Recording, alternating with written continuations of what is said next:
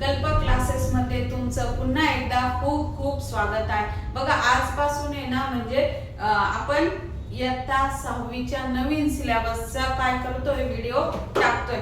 तसे मी आधीचे जे प्रॅक्टिस सेट आहे त्यांचे व्हिडिओ आहे ना डायरेक्ट तुम्हाला त्याच्यामध्ये खूप सारे डायग्राम आहे आणि एवढा डायग्राम मला इथं बोर्डवर ड्रॉ करून आणि शिकवायला ना खूप सारा वेळ जातो. त्याच्यामुळे मी काय केलंय की त्याच्या डायरेक्ट प्रिंटवर तुम्हाला अपलोड करून टाकलंय.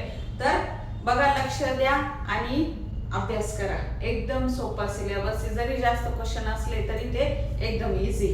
तर चला आपण आपला चॅप्टर नंबर किती आहे 3 आहे. चॅप्टरचं नाव काय आहे द वर्ल्ड ऑफ नंबर्स. तसं सिलेबस मागच्या 5वीचे तुम्ही शिकले की नाही नंबरचे स्पेलिंग, त्याची प्लेस व्हॅल्यू, त्याची फेस व्हॅल्यू अगदी सेम टू सेम ते सर्व आहे. तुम्हाला नंबरच्या प्लेस व्हॅल्यू माहिती असेल तुम्हाला स्पेलिंग लिहायला काही अवघड नाही. आणि जरी नसतील तरी मी आता पुन्हा एकदा सांगणार आहे तर तुम्हाला येऊन जातील. बघा पहिला क्वेश्चन आहे write the following numbers in the words मध्ये खालील नंबर लिहा. मग पहिला नंबर आहे. आता एवढा मोठा नंबर म्हणून घाबरून जायचं नाही. त्याला इकडनं सुरुवात करायची. बघा रीड कसं करायचं. Unit, tens, 100, 1000, 10,000, lakh, 10 lakh, crore, 10 crore. मग तुम्हाला व्हॅल्यू किती दिली आहे 10 करोड मध्ये. मग इकडनं आता असं वाचत आलं की इथून सुरुवात करायची. 49 करोड 38 लाख 67,521. ठीक आहे. 2 नंबरचं क्वेश्चन आहे. परत तुम्ही रीड करायची पण प्रॅक्टिस करा. Unit, tens, 100, 1000, 10,000, lakh, 10 lakh, crore, 10 crore. मग बघा काय 28 करोड 41 लाख 57,649. आहे की नाही सोपं. आणि असंही तुम्हाला नोटेशनची प्रॅक्टिस झालेली 1 to 100. पुढचा क्वेश्चन आहे क्वेश्चन नंबर 3. बघा युनिट, टेन्स, 100, 1000, 10,000, लाख, 10 लाख, करोड. आता बघा मी बोलताना करोड बोलते पण स्पेलिंग लिहिताना काय लिहिली करोड. मग आता बघा मराठीमध्ये काय आहे की तसं प्रोनाउन्सिएशन होतं. आपण करोडच म्हणतो मराठीमध्ये पण इंग्लिश मध्ये करोडला डी येईल शेवटी. डी घ्यायचा नाही. स्पेलिंग लक्षात ठेवायची. बोलताना जरी करोड म्हटलं लिहिताना करोड लिहायचं. एवढं लक्षात ठेवा. मग 2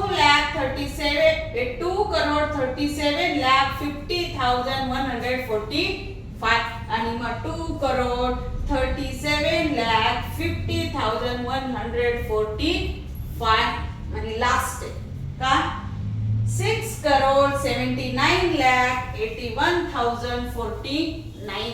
इथं आपला क्वेश्चन 1 काय झालाय फिनिश झालाय. तर पुन्हा भेटूया पुढच्या व्हिडिओ मध्ये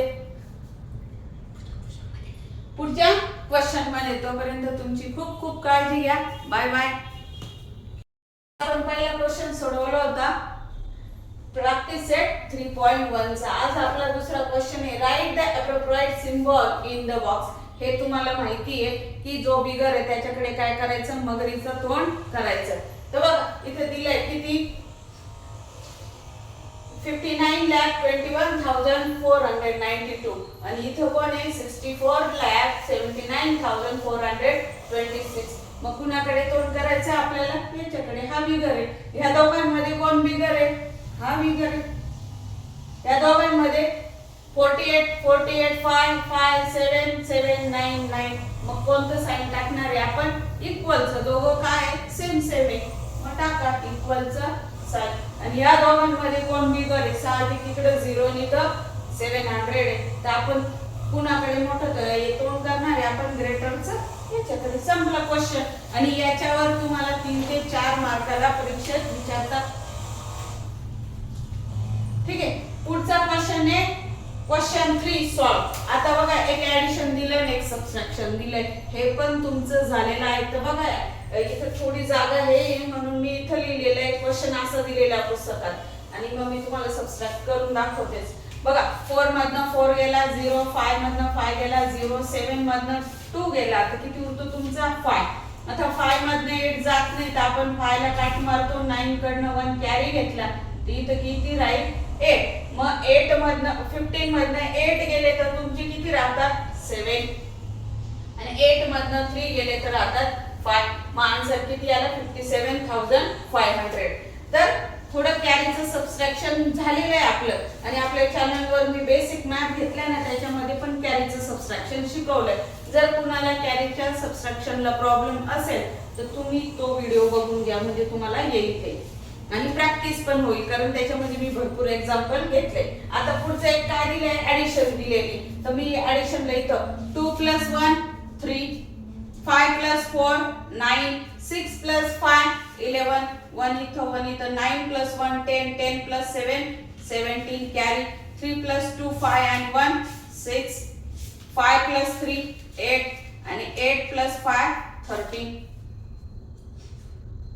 1,38,000 1,38,67,193 असं तुमचं आन्सर येणार आहे.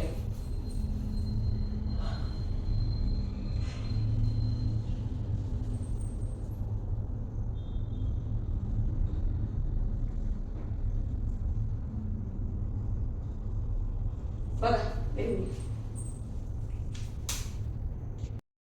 क्वेश्चन आहे थेअरीचा आहे आणि खूप मोठी थेअरी आहे पण थेअरी वाचून घाबरायचं नाही. साधं त्याच्यामध्ये ऍडिशन आणि सबट्रॅक्शन करायचंय तुम्हाला. तर बघा मी क्वेश्चन वाचते. In expenditure of school nutrition month of June was 87,000 if it became 1,69,000 in the month of जुलै. जे जून मध्ये किती होतं 87,000 होतं ते किती झालंय वाढलंय कधी जुलै मध्ये. What was the total expenditure. मग तुम्हाला काय करायचं जून आणि जुलैची टोटल करायची. मी तर लिहून ठेवलंय जून आणि जुलै टोटल एक्सपेंडिचर. नंतर हा झाला तुमचा पहिला क्वेश्चन. आता नेक्स्ट क्वेश्चन आहे what was the total expenditure for the months of June and July. दोन्ही महिन्यांचा खर्च किती झालाय. नंतर how much more was the expenditure in the month of July than in June. आता सहज आपल्याला दिसतंय की पुन्हा कोणत्या महिन्याचा एक्सपेन्स जास्त आहे तर कुणाचा जुलैचा. मग ते असं म्हणताय की जुलैचं जास्त आहे माहिती आम्हाला पण कितीनी जास्त आहे. मग कितीनी जास्त काढण्यासाठी काय करावं लागेल तुम्हाला सबट्रॅक्शन. जुलै मायनस कोण जून तर ते पण आन्सर मिळेल. मग बघा ऍडिशन केली जून जुलैचं टोटल एक्सपेंडिचर किती आहे 2,56,000 दोन्ही मिळून आणि जुलैचा जास्त किती तर किती 82,000 मोर स्पेंट इन जुलै. तर हे आपल्या दोन्ही क्वेश्चनचं काय एकदम इझी आन्सर. एवढी थिअरी बघून घाबरायचं नाही सोपं राहतं ते. बघा पुढचा क्वेश्चन आहे क्वेश्चन नंबर 5 प्रॅक्टिस सेट 3.1 चा आहे. आता याच्यामध्ये पण काय दोन तुम्हाला क्वेश्चन काय दिले थेरीचे दिलेले पण क्वेश्चन मध्ये काही करायचं नाहीये. मागच्या क्वेश्चन मध्ये ऍडिशन प्लस सबट्रॅक्शन होतं याच्यामध्ये तर काही नाही करायचं. सिंपली तुम्हाला ऍडिशन करायचंय. फक्त क्वेश्चन वाचायचा सोडून द्यायचा नाही. अशा थेरीचा एक क्वेश्चन तुम्हाला लास्टला येतो आणि मे बी त्याला किती 3 किंवा 5 मार्क्स राहतात तर सोडून द्यायचा नाही. चला आपण क्वेश्चन वाचू. In the financial year an organisation deposited. आता एक ऑर्गनायझेशन आहे त्यांनी फायनान्शियल इयर माहिती तुम्हाला किती 1 एप्रिल टू 31 मार्च राहतं. मग त्यांनी किती पैसे डिपॉझिट केले म्हणजे भरले 9,25,498 in income tax in the month of February. मग फेब्रुवारीचे किती भरले तेवढे and ₹11,49,505 in income tax in the month of March. मग 2 महिन्याचे काय इन्कम टॅक्स भरलाय का XYZ ऑर्गनायझेशननी. मग पुढे त्यांचा क्वेश्चन ने इन्कम टॅक्स डिपार्टमेंटला भरले. मग how much total income tax was deposited in the 2 months simple असा क्वेश्चन विचारला आहे की 2 महिन्या मिळून किती इन्कम टॅक्स त्या ऑर्गनायझेशननी काय केलाय, डिपॉझिटेड केलाय. मग आता 2 महिन्याचं वेगवेगळी काय दिली आपल्याला अमाउंट दिलेली, तर आपण काय करणार, 2 महिन्याचं साधं काय करणार, ऍडिशन करणार. मग इथं लिहून घ्यायचं इन्कम टॅक्स डिपॉझिटेड. फेब्रुवारी मंथचं किती आहे, 9,25,000. पहिली जी दिली ऍडिशन करताना लहान मोठं खाली वरती काही फरक पडत नाही, जसं दिलं तसं लिहिलं तरी चालतं. आणि मार्चची, मग आता आपल्याला फक्त काय करायचं, ऍडिशन. 8 + 5 किती झाले तुमचे, 30. 9 + 1 10 0 कॅरी. 4 + 1 5 4 आणि 5 9 आणि परत 1 10 कॅरी. पुन्हा 9 आणि 1 10 आणि 5 15 कॅरी. 4 + 2 6 आणि 1 7. असं जोडून ऍडिशन करायची. परत 9 + 1 10 कॅरी. आणि मग किती आले तुमचे, 20,75,003 टोटल इन्कम टॅक्स डिपॉझिटेड. मग आता पूर्ण याच्यात पण आन्सर लिहून टाकायचं. तर इथं हे हाऊ मच टोटल इन्कम, मग लिहायचं, इथनं सुरुवात करायची. टोटल